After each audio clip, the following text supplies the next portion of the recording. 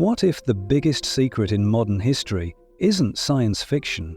What if governments haven't just seen unidentified objects, but recovered them? And what if one man holds the keys, claiming proof of decades of deception? Welcome to the Purple Files. Today, we're revisiting the seismic story that erupted in June of 2023, when the world of UAP discourse was fundamentally shaken.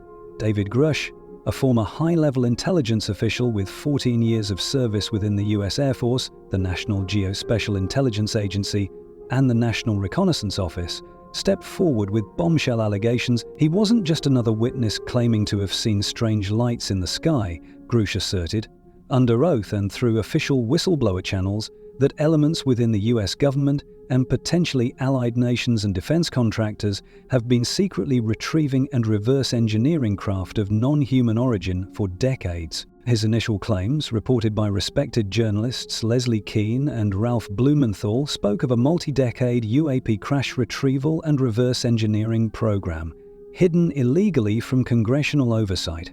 He alleged the recovery of partial fragments and even intact vehicles, analysis of which revealed non-human intelligence involvement.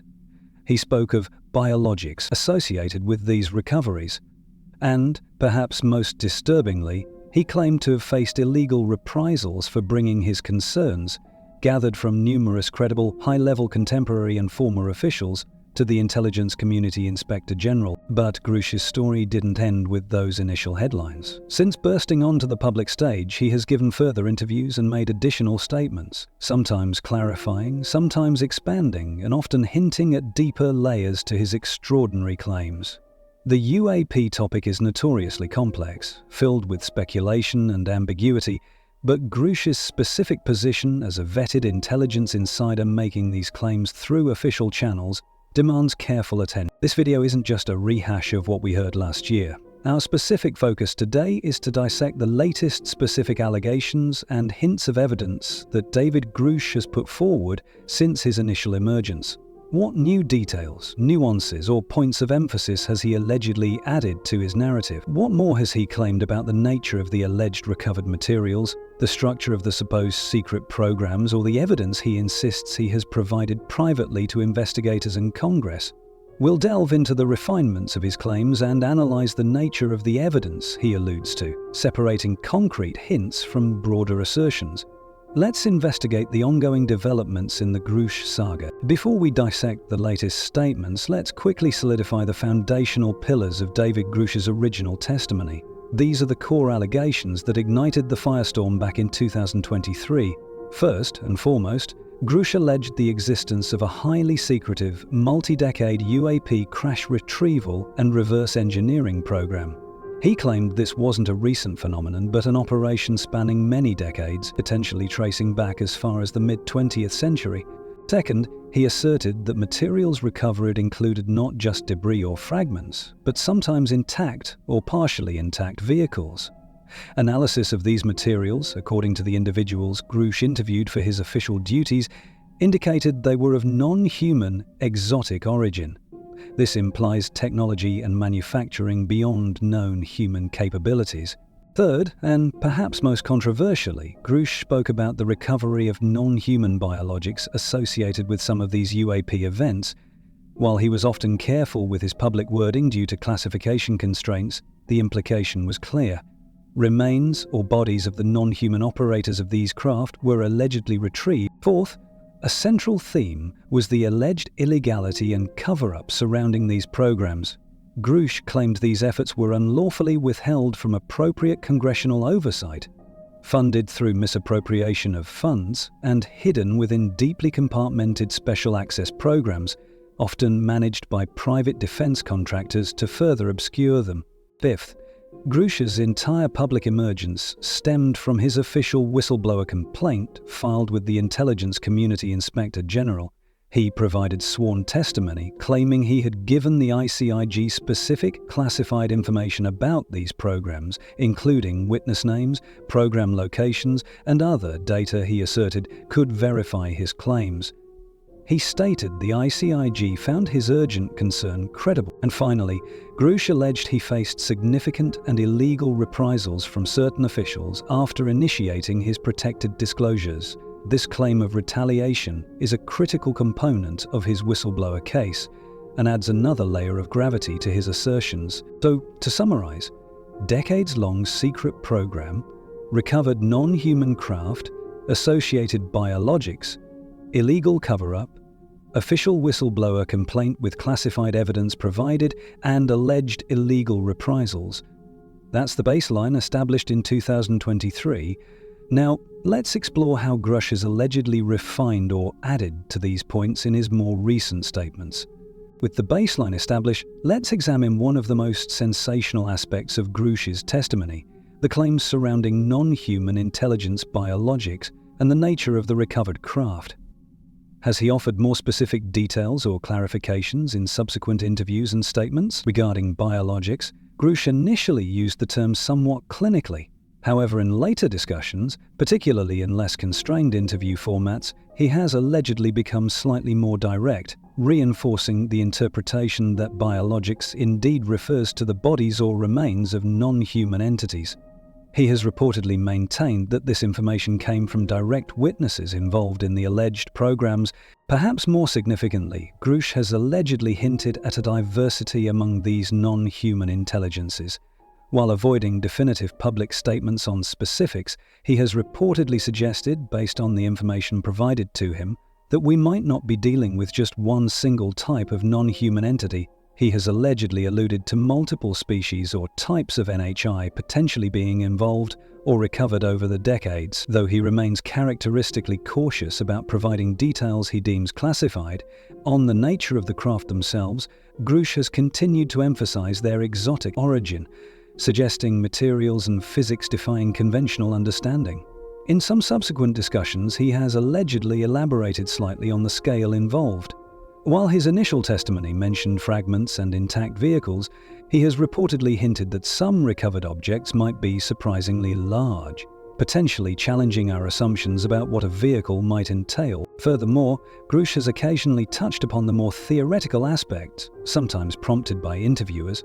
He has allegedly acknowledged discussions within the programs he was briefed on regarding the possibility of interdimensional or transdimensional phenomena related to UAPs. However, he typically frames this carefully, often stating it's a theoretical consideration based on the observed characteristics and performance of the phenomena, rather than a definitive statement of fact he can make publicly.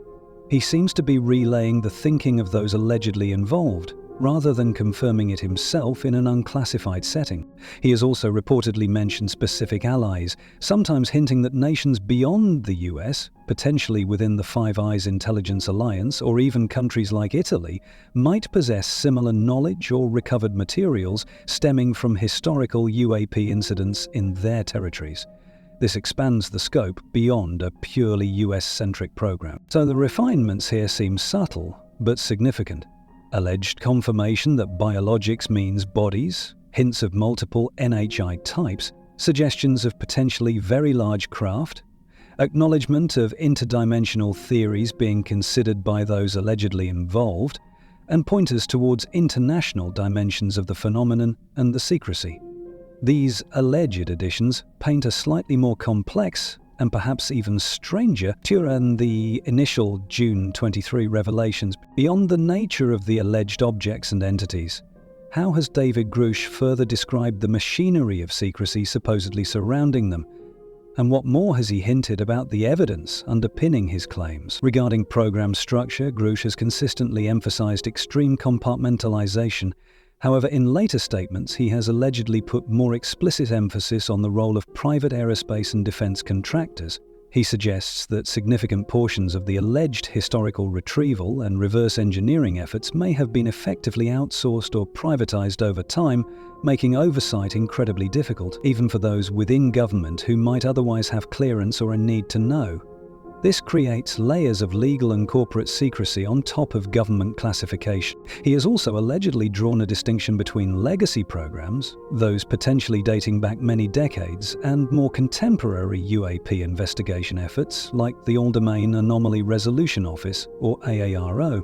His core allegations seem focused on these deeply buried legacy programs, which he claims operate outside the bounds of even recent transparency initiatives mandated by Congress. On the mechanisms of secrecy, Grusch has reiterated claims of illegal funding, potentially through misappropriation within complex budgets or the use of funds designated for unrelated special access programs.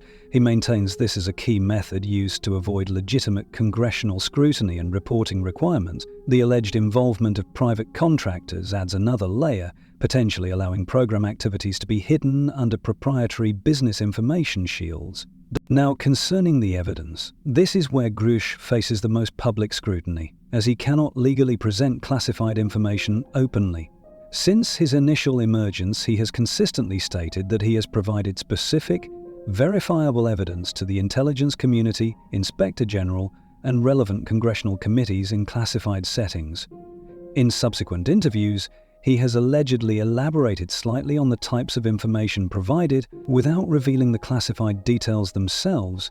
He has reportedly mentioned providing names of specific witnesses, both current and former officials, program names or code words, specific locations associated with alleged activities, and potentially documents or data references that investigators could pursue. He often stresses that his role was primarily that of an investigator, relaying corroborated information from multiple credible sources, rather than claiming first-hand participation in the core retrieval activities himself. He emphasizes the volume and consistency of the testimony he gathered from these high-level individuals during his official duties. He has also allegedly mentioned the existence of photographs and other data related to UAPs held within these programs, which he has directed investigators towards, but again cannot share publicly himself due to classification laws. So the picture painted more recently involves potentially greater emphasis on private contractor involvement, shielding legacy programs funded through allegedly illegal means. And while the public still awaits concrete proof, Grusch insists the specific, actionable evidence, witness lists, locations, program identifiers, data references, has been provided through the proper, classified channels, forming the basis of his protected whistleblower disclosures. The key distinction remains between what he claims to have provided privately versus what he can legally reveal publicly. David Grusch's allegations, while explosive, have not gone unchallenged. It's crucial to understand the official responses and the primary counter-arguments raised against his claims. The most direct pushback has come from the Department of Defense and the All-Domain Anomaly Resolution Office, AARO, the very office established by Congress to investigate UAP reports. In public statements and official reports, including their congressionally mandated historical review released in early 2024, AARO has stated that its investigation found no verifiable evidence to substantiate claims that any UAP sightings represented extraterrestrial technology, or that the US government has possessed or reverse-engineered extraterrestrial spacecrafts. Specifically addressing whistleblower claims like Grusch's, AARO's report concluded that while many accounts were investigated, most were found to originate from misidentified conventional objects or phenomena, or were attributed to legitimate but earthly advanced technology programs that were indeed classified but not extraterrestrial in nature. They essentially stated that the secrets Grusch's witnesses might have encountered were likely related to classified human technology, not alien craft. Furthermore, Pentagon spokespersons have reiterated that investigators have not discovered any information, past or present, to verify claims of possession or reverse engineering of extraterrestrial materials. While they acknowledge Grusch's service and his right to whistleblower protections, they firmly deny the substance of his central allegations regarding recovered non-human technology and biologics. The primary criticism leveled against Grusch from skeptics and commentators revolves around the lack of public, verifiable proof. Despite the gravity of his claims and his insistence that evidence exists in classified channels, nothing concrete, no documents, photos, material samples, or corroborating on-the-record witnesses with direct access, has been presented publicly to independently validate the existence of these alleged, decades-long, secret programs involving non-human technology, the argument remains extraordinary claims require extraordinary evidence, and that public evidence is still missing. Of course, Grusch and his supporters counter that he is legally bound by classification laws and non-disclosure agreements, preventing him from revealing the proof publicly. They argue the evidence has been provided where it matters, to the Inspector General and Congress, and the onus is now on those bodies to act on it or declassify it. They also point to the ICIG finding his initial urgent concern credible as significant, though this doesn't automatically validate the claims themselves, only that they warranted investigation. So the situation remains complex. We have specific serious allegations from a vetted intelligence insider made through official channels, alleging decades of illegal secrecy around recovered non-human technology. Countering this, we have official denials from the Pentagon and AARO stating their investigations have found no such evidence, alongside persistent public skepticism due to the lack of unclassified proof. This fundamental conflict defines the ongoing Grusch narrative. So, where does all this leave us? Public school. David Grusch's continued statements have added layers of detail and emphasis, but the fundamental situation remains one of assertion versus denial, constrained by classification. Let's analyze the key takeaways and the major questions that still hang in the air. One significant aspect is Grusch's consistency. While he has elaborated, his core narrative regarding recovering recovered NHI tech biologics and a cover-up has remained largely unchanged since his first appearance. He hasn't publicly retracted key claims, even in the face of official denials. This consistency is noted by supporters as a sign of conviction, while skeptics might argue it's simply sticking to a story. The emphasis on private contractor involvement is a crucial refinement. If true, this could explain the difficulty even congressional committees face in penetrating the secrecy. Corporate proprietary rights and complex legal structures could indeed provide effective shields beyond traditional government classification. This angle warrants further investigation. The alleged international dimension, hinting at allies like Italy or Five Eyes partners potentially holding similar secrets, broadens the scope dramatically. If true, this isn't just a US issue, but a global one. However, like his other claims, concrete public evidence for this international cooperation or shared knowledge remains elusive. The conflict with AARO's findings is stark. AARO's historical report directly contradicts Grusch's central premise. Is AARO genuinely unaware of these alleged legacy programs due to extreme compartmentalization, as Grusch suggests? Or are Grusch's sources mistaken, perhaps misinterpreting classified human programs? Or is there deliberate obfuscation occurring on either side? This discrepancy is perhaps the biggest hurdle to reconciling the different narratives. This leads to the biggest lingering question: where is the definitive proof? Grusch insists it has been provided privately. If so, why hasn't Congress acted more decisively? Are they still investigating? Have they hit roadblocks? Or did the provided information not meet the threshold for verification? The lack of clear action or definitive statements from the committees that received Grusch's classified testimony fuels speculation on all sides. Furthermore, what about the dozens of witnesses Grusch claims to have interviewed and directed investigators towards? Have they been interviewed by AARO or congressional committees? If so, what was their testimony? The silence surrounding these alleged corroborating witnesses is puzzling. Are they bound by NDAs, unwilling to speak publicly? Or do their accounts not fully support Grusch's interpretation when scrutinized? Ultimately, the Grusch saga highlights the immense challenge of verifying claims rooted in deep secrecy. His allegations, if true, would rewrite history, but without public verifiable evidence, they remain extraordinary claims awaiting extraordinary proof. Caught between official denials and the constraints of the classification system, the truth, whatever it may be, is still obscured. So, we've journeyed through the latest refinements and evidence hints surrounding David Grusch's extraordinary whistleblower claims, from potential clarifications on non-human biologics and craft characteristics, including hints of multiple species and vast scale, to deeper dives into program secrecy involving private contractors and alleged illegal funding. Grusch's narrative continues to evolve, even as it maintains its core assertions. We stand at a fascinating, yet frustrating crossroads.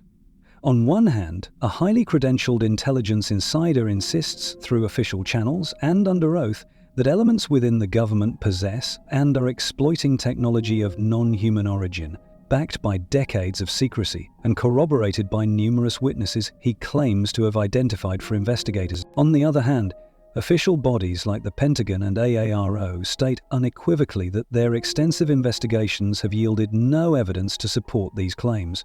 They maintain that recovered materials and sightings investigated so far have prosaic or classified human explanations. And crucially, the public domain still lacks the concrete, verifiable proof needed to independently validate Grusch's most profound allegations. The classification system remains the central barrier, shielding potential evidence from public view while also providing a rationale for its absence. Whether Grusch's claims represent a historic revelation struggling against entrenched secrecy or a narrative built upon misinterpreted information from within classified programs remains the critical, unanswered question. The story is far from over. Congressional committees may still be deliberating on the classified information they allegedly received. Future whistleblowers might emerge, potentially corroborating or contradicting Grusch's account. And ongoing UAP reporting and analysis continue globally. What's crucial is to approach this topic with critical thinking, acknowledge the seriousness of claims made through official channels by vetted individuals, understand the counter-arguments and official positions, and recognize the limitations imposed by secrecy and the high burden of proof required for such paradigm-shifting assertions. Keep seeking credible information, differentiate between assertion and evidence, and stay informed as this complex and compelling story unfolds. What are your thoughts on David Grusch's latest statements and the ongoing mystery? Do you believe the evidence lies hidden in classified vaults, or is there a more conventional explanation? Let us know in the comments below. If you found this analysis helpful, please give this video a thumbs up. Subscribe to the Purple Files for more deep dives into unexplained phenomena and hidden knowledge, and hit that notification bell so you don't miss our future investigations. Thanks for watching.